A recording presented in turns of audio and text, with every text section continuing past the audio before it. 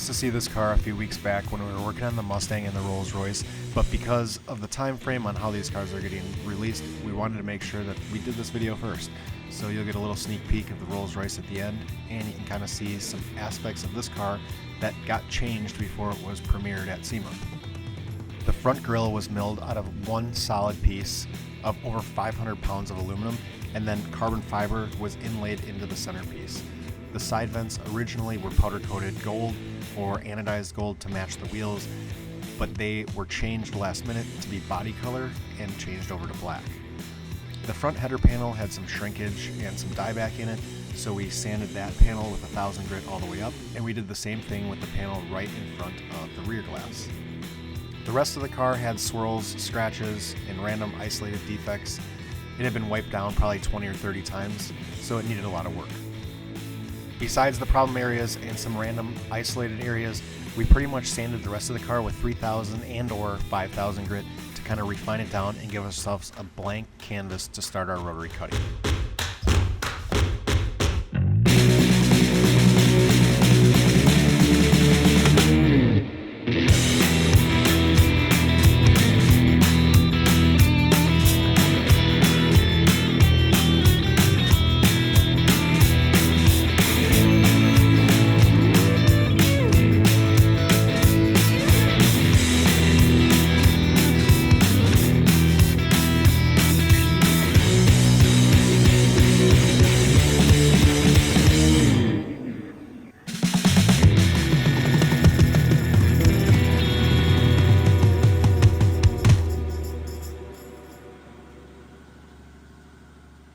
All right, we are on day one of this Dodge Charger.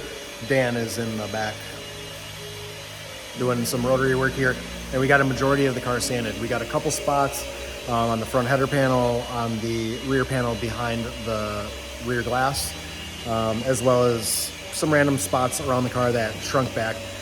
We went ahead and killed those spots with 1000 grit and then stepped that all the way up to 5000. So we did 1000, 1500, 2000, 3000, 5000. And then we went into, or we're gonna be going into, the cutting process. I did a couple test spots to make sure that it looked right and that we are doing the right process for what we're working with. And it's gonna turn out really, really good. It's the first black car for SEMA that Ring Brothers have ever done. So they're gonna be the ones presenting it, but we need to make sure that they look good, and there'll be a lot of eyes on it. So we wanna make sure that our work looks good too. We've got Connor coming in tomorrow to help, and then Maddie coming in on Wednesday, and we're hoping that we should be able to knock this thing out by the evening. Most of the time we got more sanding to do, so this has been a little bit of a relief, and it's not going to take us less time really. We're probably going to spend just as much time. Normally we're on a time crunch, so we're going to utilize the extra time that we have to finish this car at a higher level.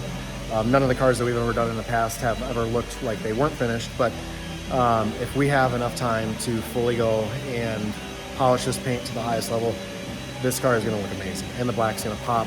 It already looks good, so let's jump back into it, see what we can get done tonight, and greet Connor tomorrow. He'll be really happy that he doesn't have to sand, although I think mentally he was working himself up to do it. So let's do this.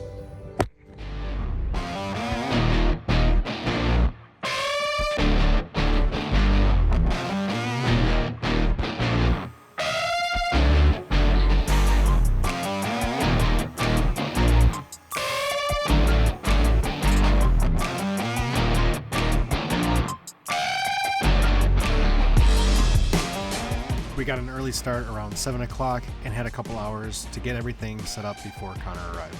7 o'clock isn't really all that early, but realistically we finished around 2 a.m. and between dinners and food, that was only 4 hours of sleep. We decided to use the Oberk silk wool for all the large panels, paired with Oberk cut.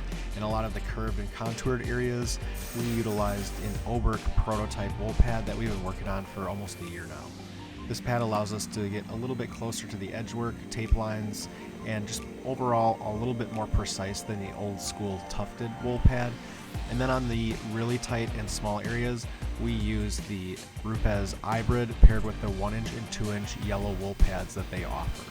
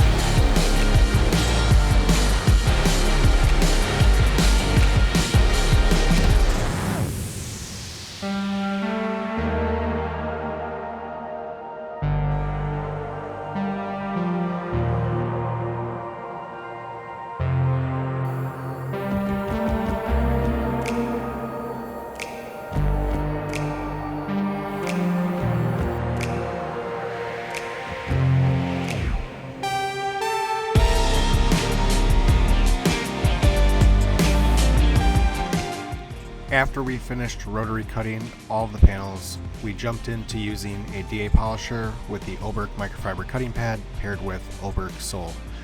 This combination was aggressive enough to pull out the rotary swirls and holograms, but it still finished down almost perfect.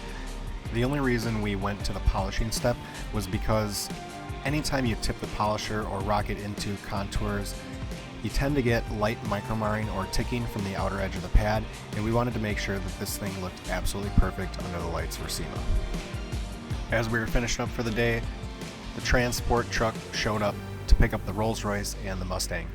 Jim gave the tires a final once-over, and we walked around and wiped everything down to make sure that it looked just right before we tossed the cover on it and tossed it in the truck.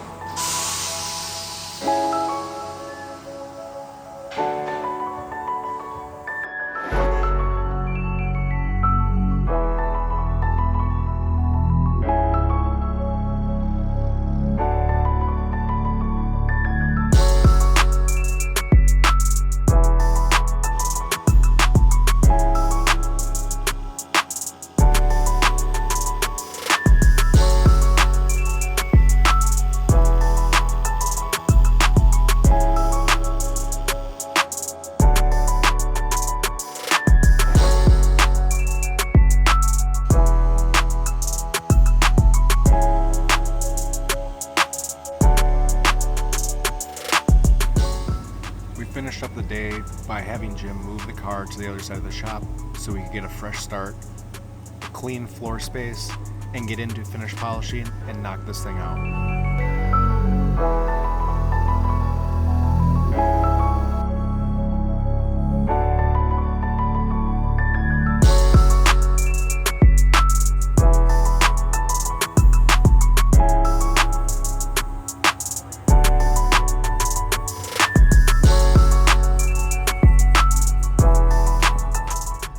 All right, it's Wednesday, day 3. Just getting here. It's like 7. Got some sleep last night. Got out of here around 10 o'clock, so we didn't stay until midnight or anything like that. Pretty much the entire car is cut, refined down, and now we need to finish polish it or do our final polishing. The door jambs need to be corrected because they were sanded. I know Mike told me that they needed to be corrected, but I didn't realize they were going to be as bad as they were. And then to finish polishing the rest of the stuff. The guy installing the vinyl stickers isn't going to be here until later this afternoon, so I kind of have to play it by ear, see what's happening. Maddie's coming in to give us a hand, be the third set of eyes and help us correct and finish everything. But then we're gonna have to wait for that sticker guy to come in and install, and hopefully he doesn't put a whole bunch of scratches in it, so we can do a quick cleanup and get out of here. Maddie always comes in at the last day, and he's always the savior for a fresh set of eyes and helps identify any of the things that we missed from fatigue over the last few days, as well as just help us finish everything off. Most of the surfaces were polished with a red foam polishing pad, but when we got into the 3-inch, 2-inch, and 1-inch, the yellow foam tended to work a little bit better because it retains its original density and firmness rather than getting a little bit softer.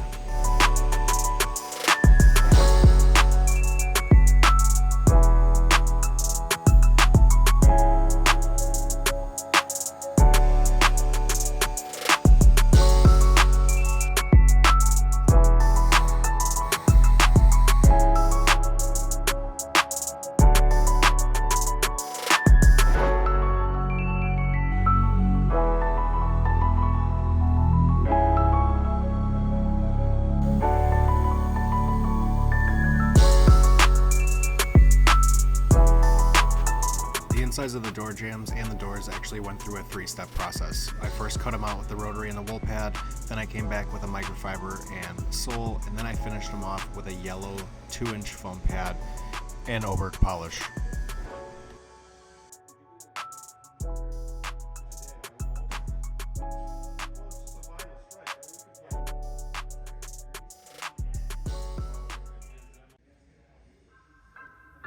At the end of the day, Don came to install the vinyl, so we took their time to clean up around the shop and get ready to do our final polishing around the tail end and give it its final wax.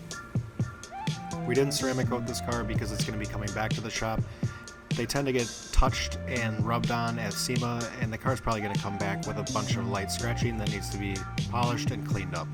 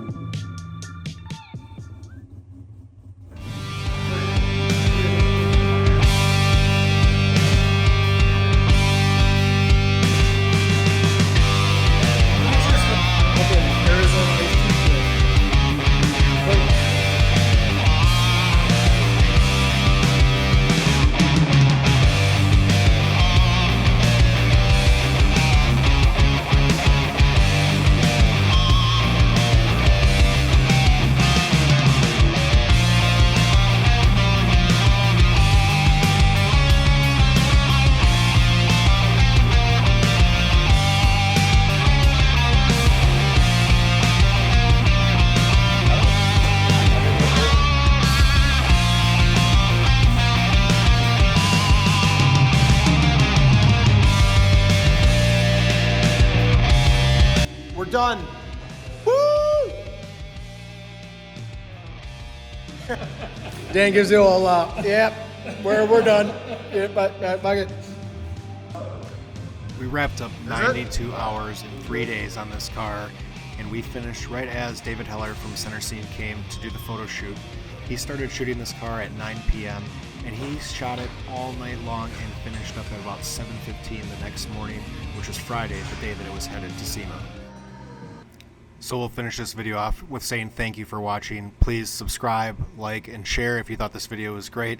We've got 2 more videos coming from SEMA 2023 of Ring Brothers builds, and make sure you check out all the vlogs on oberkcarcare.com.